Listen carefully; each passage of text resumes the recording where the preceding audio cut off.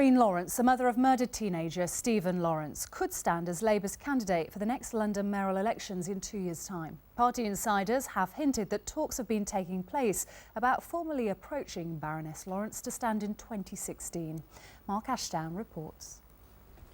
She spent 18 years fighting for justice after her son's murder. Could Doreen Lawrence now take on London's top job? Labour appears to think so. Writing in a newspaper today, policy coordinator John Cruddas wrote, "She's a class act and going from strength to strength. People in Westminster are starting to tip her as a potential mayor for our capital city.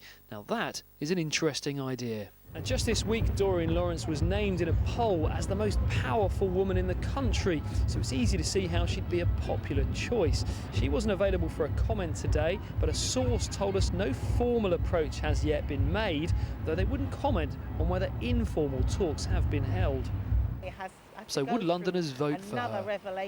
I'm going to vote for her anyway. Yeah, if she did it, I'd do it. Well, she's amazing, isn't she? Really amazing, and it's about time there was more non-white representation for London.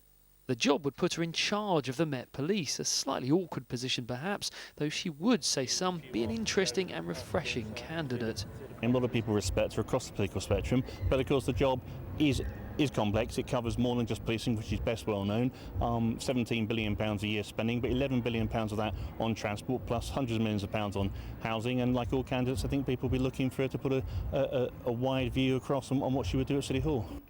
Many still see the hugely popular former Olympics minister Tessa Jowell as the most likely Labour candidate.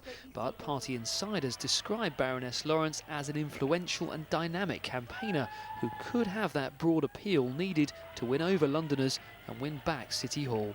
Mark Ashdown, BBC London News. Right, well, let's get a check on the